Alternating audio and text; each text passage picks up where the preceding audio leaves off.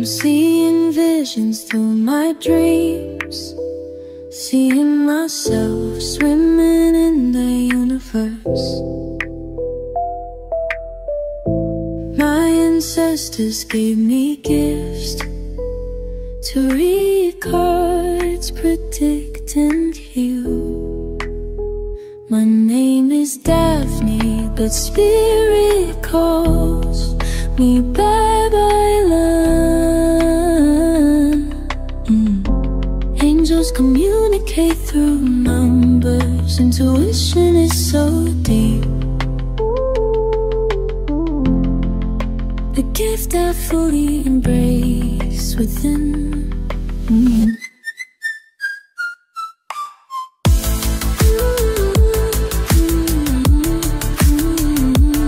Hello Leo, welcome po sa inyong reading. So this is for your May the 8th to May the 14th reading.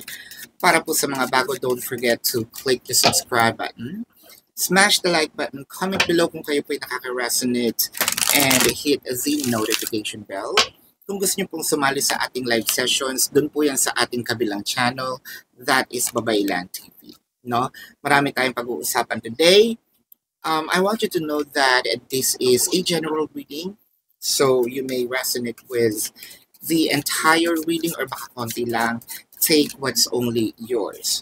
So Leo, ang nakikita natin dito, parang na-out of track tayo. Parang sabihin natin nawawala tayo sa balanse. Nawawala tayo sa, it could be vision na rin, no?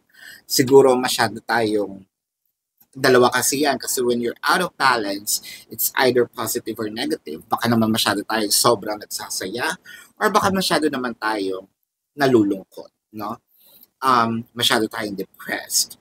One thing's for sure, it felt like the universe is telling you to create, no, a balanced world. There are times for para magsaya, there are times para maging seryoso, there are times para siguro those pains that you probably experienced from the past, no, doon natin siya i-mourn. There are also times for daydreaming, dreaming plans, no, with the 8 of staves, the King of Staves, and this Strength card. Napaka-strong, very fiery itong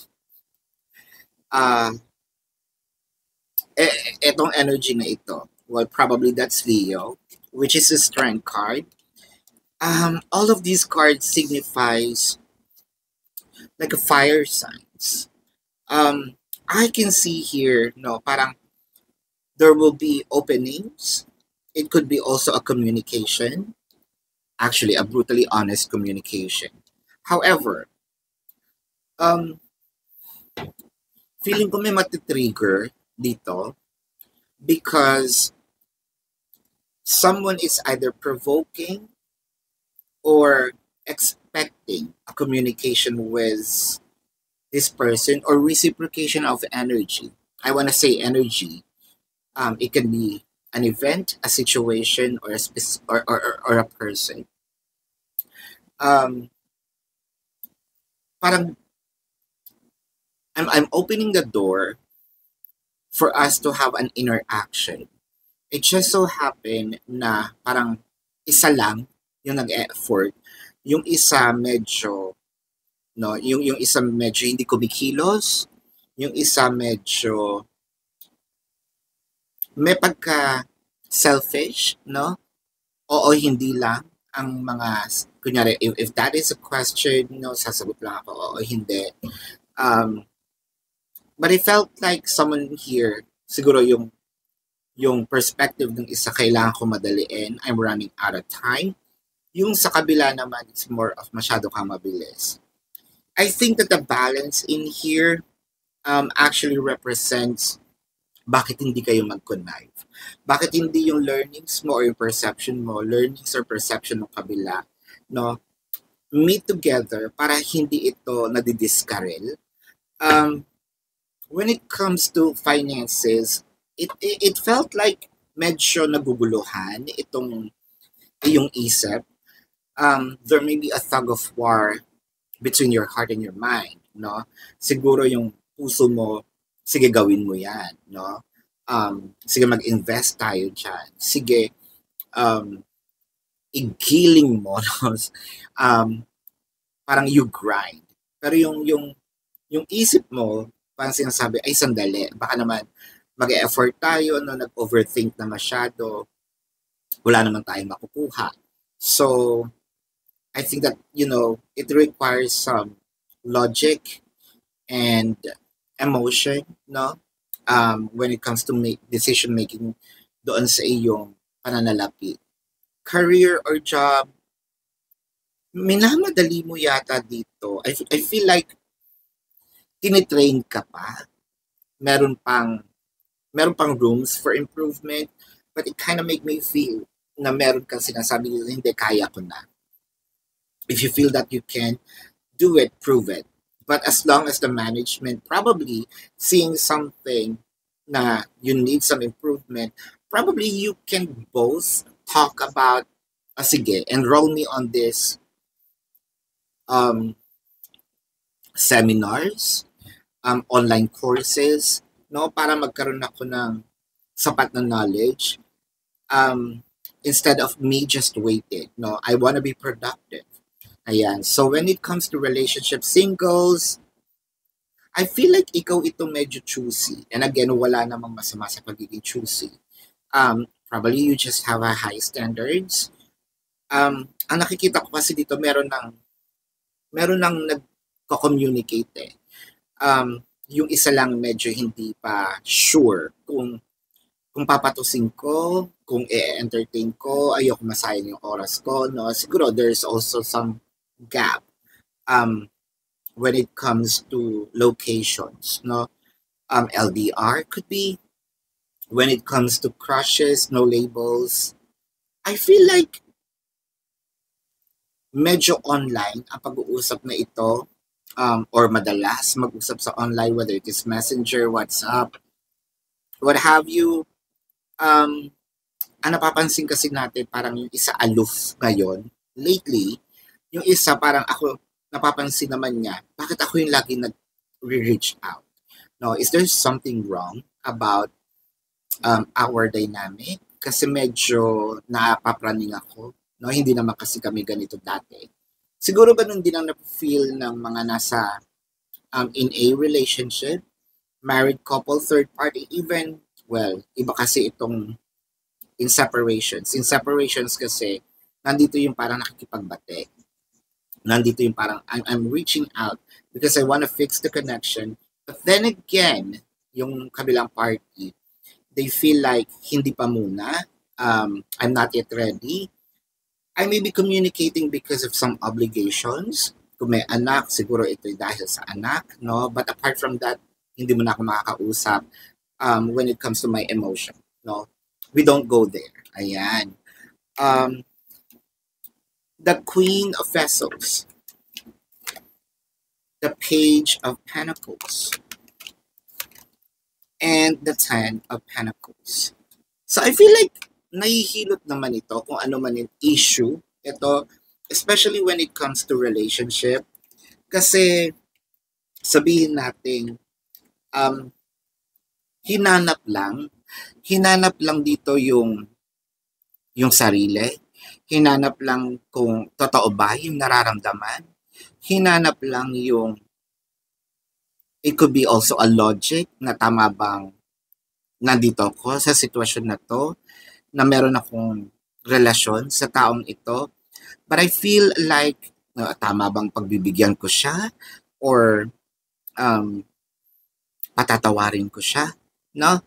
So, nandito to sa part na I may be thinking of what to do, what will my reaction will be, pero konting hilot lang nakakakita ko ng reconciliation, fixations, and bridging the gap to all types of relationship na to, no? Kasi parang ang tinutumbok niya, Ten of Pentacles, which is, I'm going to give you what I deprived you of. And I feel like this week ito yung mag-start, no? Yung communication muli, somehow pagpansin muli, no? But when it comes to the career and job, kasi with the Queen of Vessels, parang I feel ready to my passion. I think na nandun ka sa tama na kutob. Siguro ang gustong mo lang makita is support, no, from the management. I feel like mangyayari ito if you're going to prove, not just kaya ko to I am going to prove through my actions, no? I think that is what needed for your management to believe in your capability. Probably do some extra miles on that. When it comes to finances or wealth, you go for it. Dahil I'm seeing yung maliit na kapital, magkakaroon ng malaking interest. The Ten of Pentacles is the highest form of the abundance, no? So, which means, when it comes to the suits, no? Iba kasi pag Major Arcana is the Wheel of Fortune. We're talking about the suits. So, nakakita ko dito na kung ano man yung inilabas mo, it will multiply, no? So, it's much better for you to start na, no, your journey when it comes to your harvest. Ayan. So, this is your reading, Leo. Let's check the zodiac sign of your person for those who are in romance or romantic reading.